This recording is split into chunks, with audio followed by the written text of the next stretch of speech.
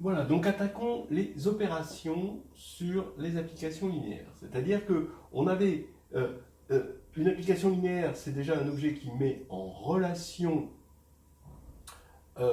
deux espaces vectoriels, donc deux ensembles sur lesquels il y a des opérations, mais elles-mêmes vont avoir des opérations entre elles. Il faut faire attention à la confusion.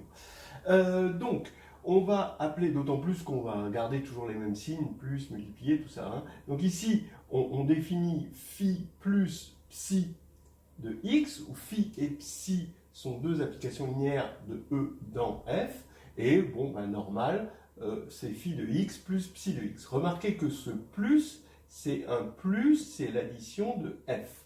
Et ici, se multiplie, quand on fait lambda.phi de x et lambda.phi de x, toujours hein, cette commutation des images, d'accord? L'image de la somme, c'est la somme des images, d'accord? Mais cette fois-ci, c'est pas dans le même sens, hein, vous remarquerez. Avant, c'était phi de x plus y égale phi de x plus phi de y. Là, cette fois-ci, on a échangé les rôles, en quelque sorte. Hein. Voilà. Et vous remarquerez que ça, c'est l'addition de f, la multiplication de f, ce qui veut dire qu'on ne s'est pas servi du tout de e, pour l'instant. On s'est servi que des opérations de f. Donc, on veut montrer que L de EF est un espace vectoriel pour ces lois. Alors oui, c'est vrai, mais ça je vous l'ai déjà dit au tout départ, on ne va pas montrer que c'est un espace vectoriel pour ces lois, on va montrer que c'est un sous-espace vectoriel d'un espace de référence. En fait, vous pouvez voir qu'il y a un espace de référence, vous prenez n'importe quel ensemble x ici, d'accord? L'ensemble des fonctions de x dans f va, je vous l'ai dit plusieurs fois, va récupérer la structure de l'espace d'arrivée. C'est pour ça que ici on avait la structure d'espace arrivée qui était importante. Voilà. Ça, c'est quelque chose d'assez général dans les structures. Et donc, entre autres, f, l'ensemble des fonctions, pas forcément linéaires, hein, l'ensemble des fonctions de E dans f est un espace vectoriel, un K espace vectoriel, si grand F est un espace vectoriel, hein, on a fixé un corps K. Eh bien, maintenant, il suffit de montrer que L de EF, c'est-à-dire quand à ces fonctions on rajoute la contrainte d'être linéaire, alors on va avoir un sous-espace vectoriel. C'est-à-dire que quand on va additionner deux applications linéaires, ça va rester linéaire. D'abord, c'est non vide, parce qu'il va y avoir l'application nulle. Et puis, quand on va faire toute combinaison linéaire d'applications linéaires, reste linéaire. Ça, c'est évident. Et là, cette fois-ci, c'est là que va intervenir l'opération plus et l'opération multipliée externe de E. Voilà. Donc ici, on a un espace vectoriel. C'était nos premières opérations. Mais il y a d'autres opérations.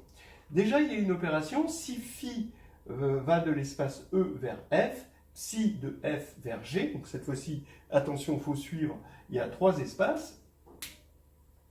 Alors, on a la loi ronde, vous connaissez bien, psi rond phi de x, x il est dans E, d'accord? Et donc, vous voyez bien que c'est bien défini, hein, x phi de x, il va se retrouver dans F, et psi de phi de x va se retrouver dans G.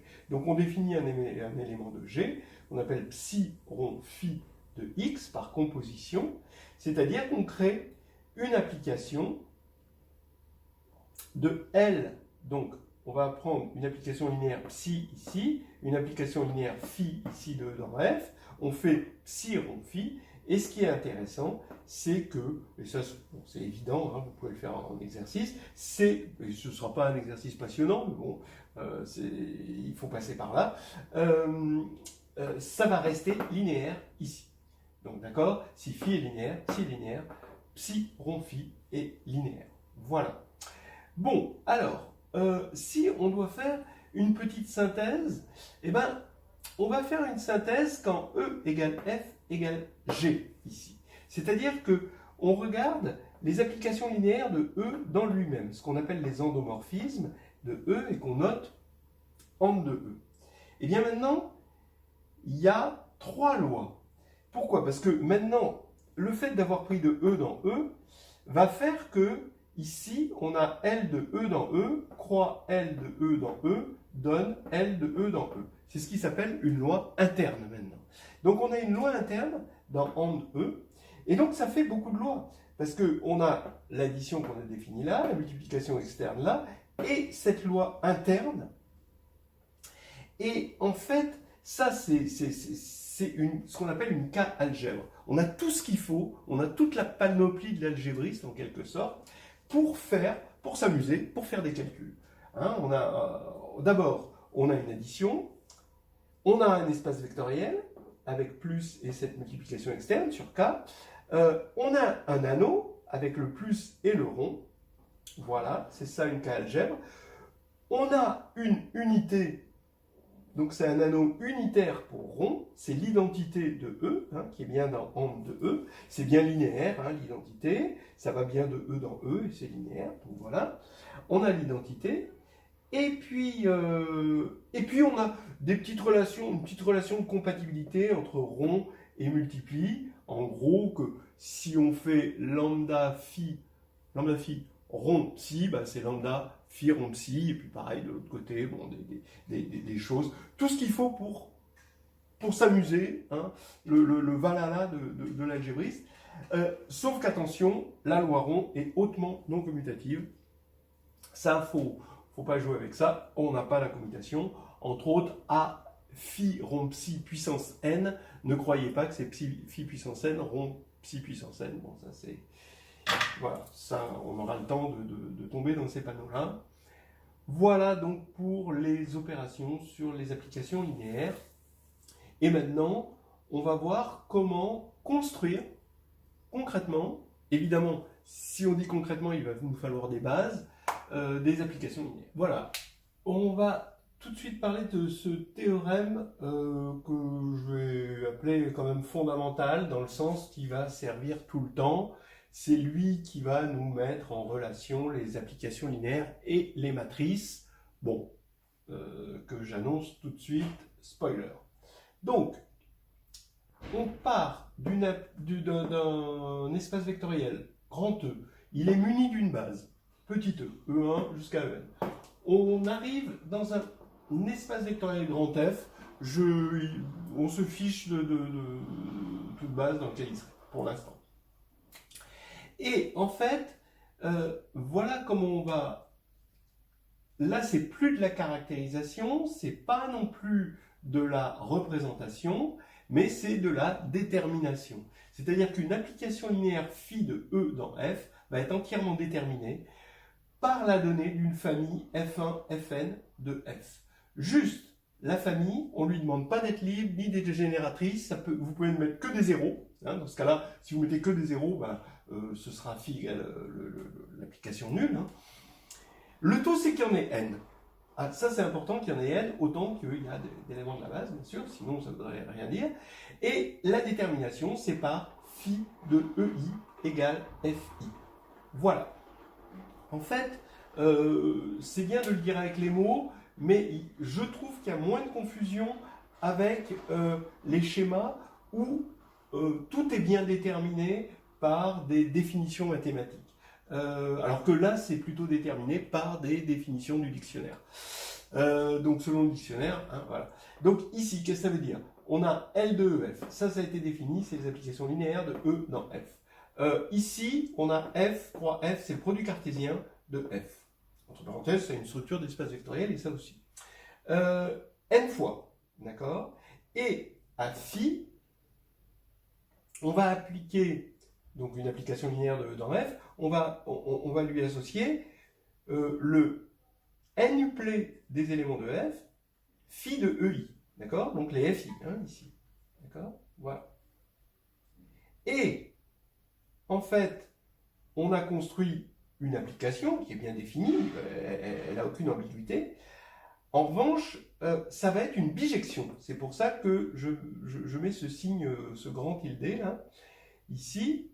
Et en fait, FI, à FI, le n-uplet FI d'éléments de F, quelconque, hein, c'est pas des bases, c'est pas juste un n-uplet, on lui associe justement l'unique phi, qu'on va appeler phi indice f, si ça c'est la famille petit f, d'accord, l'unique phi qui est proposé par le théorème. Donc ça veut dire que ceci, c'est une bijection, cette application-là est bijective, et même c'est on peut le dire, un isomorphisme. Pour des structures, ici on a des opérations, ici, bon, il y a une opération d'espace vectoriel. Alors la preuve tout de suite. Vous avez l'unicité, l'existence. D'accord? Quoi? L'unicité de quoi? L'unicité de phi, d'accord? Qu'est-ce qui est fixé? Ça c'est fixé, ça c'est fixé, et maintenant on veut l'unicité. C'est-à-dire que si phi existe, c'est-à-dire si on a une application linéaire, d'accord, alors elle est unique. Pourquoi? Parce que si on en prend deux, donc ça veut dire que phi de i c'est fi, et psi de i c'est fi aussi, quel que soit i de 1 à n. Alors quand vous allez faire phi de x, vous pouvez décomposer x en somme de xi ei, puisque ei est une base, et plus précisément parce que ei est génératrice, d'accord? Et donc, par linéarité, vous avez phi de ei, là j'ai fait un petit raccourci pour ne pas en mettre trop, phi de ei c'est fi, d'accord? Et donc c'est somme de xi, fi. Mais fi c'est aussi psi de ei, et ça, par linéarité, c'est psi de x. Donc, quel que soit x dans E, phi de x égale psi de x, on a bien l'unicité, phi égale psi. L'existence maintenant, phi de x est égal à, comment on va définir phi? Parce qu'on l'a défini sur ei, il faut le définir sur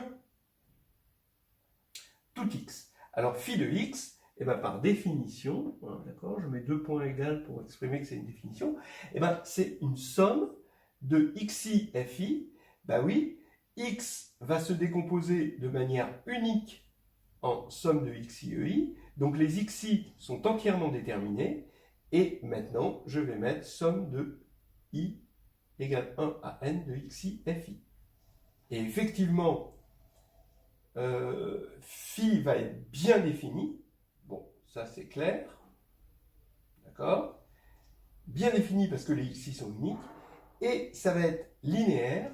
Alors attention, la linéarité ne se prouve pas avec les coordonnées, parce qu'on n'a pas de coordonnées, fi n'est pas une base, faites attention.